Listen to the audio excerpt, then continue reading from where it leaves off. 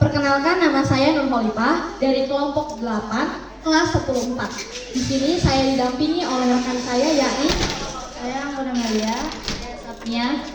Di sini kami difasilitatori oleh Pak Rudiansyah sebagai pendamping. Seperti yang Bapak Ibu tugaskan kepada kelompok kami, bahwasanya kelompok kami di sini membuat produk telur asin.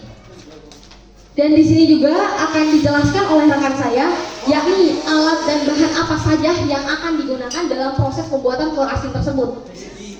Di sini akan dijelaskan oleh teman saya, yakni Anggun Amelia.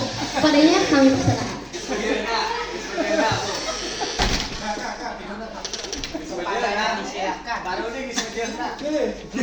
Pertama kita siapkan bahan yaitu abu gosok sebanyak 1 kg dan garam 1 kg dan yang telur yang kita butuhkan adalah 20 butir telur.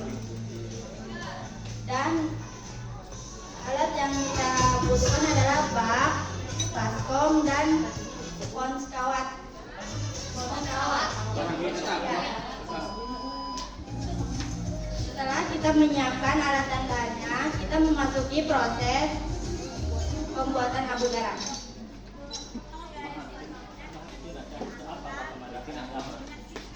Kita siapkan bak.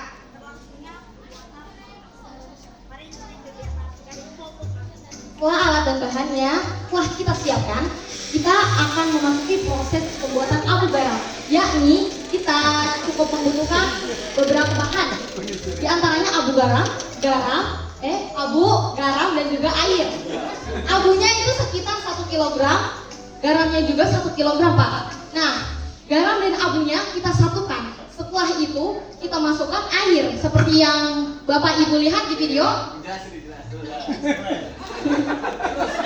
Setelah itu kita diamkan selama 2-3 hari.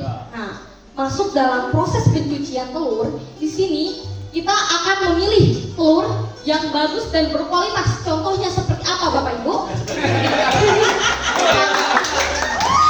Contohnya itu telurnya besar, tidak kecil, tidak retak dan tidak bolong. Allahu Akbar.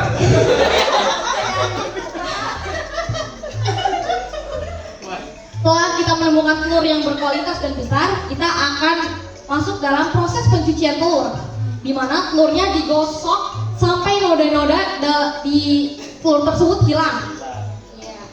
Mengapa harus sampai bersih? Mengapa sih? Soalnya kalau misalnya kita nggak sampai bersih, cucinya itu nanti setelah matangnya itu telurnya kayak gimana gitu, beda, nggak bersih gitu ya, nggak kinclong.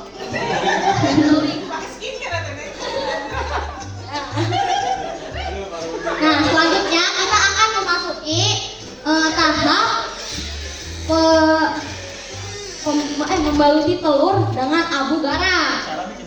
Caranya, abu garam yang sudah kita diamkan selama 2-3 hari.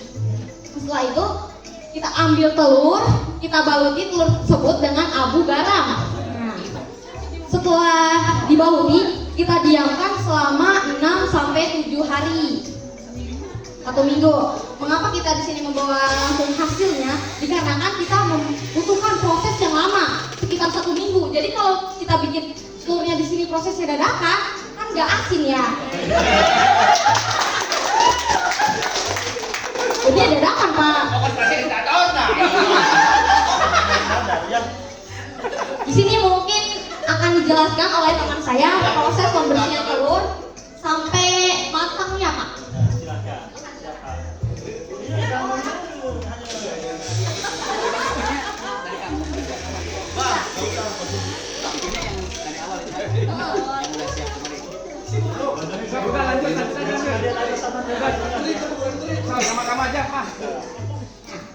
Setelah didiamkan selama kurang lebih 6-7 hari, kita lanjutkan proses pembersihan telur.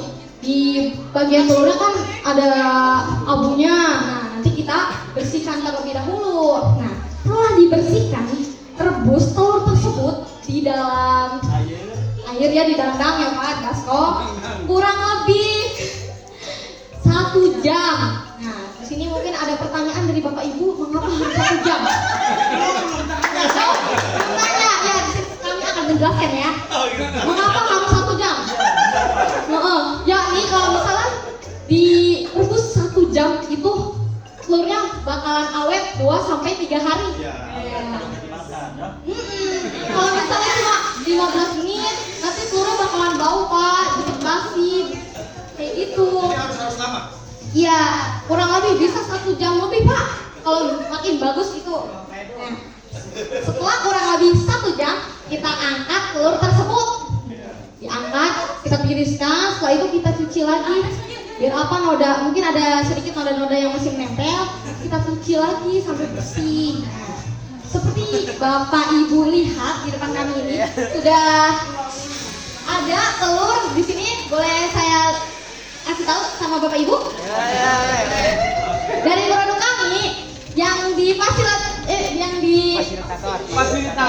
fasilitatori oleh Kak Rudi, yakni produk telur asin Anadi dari kelompok 8. Anadi singkatannya? Anadi itu A anak angkat Kak Rudi. Ya, ada Bu Inin aja di bawah. Bu Inin. Oh kalau Budi Bunda. Bunda. Nah, boleh seperti ini Pak? Ya, boleh. Di depan ini sudah ada pelengkap. Kalau kita bingung ya, kenapa sih ada banyak sekali pelengkapnya? Soalnya kalau misalnya kita makan telur asin sama jus nggak nyambung kan? Jadi kita masukkan pelengkap seperti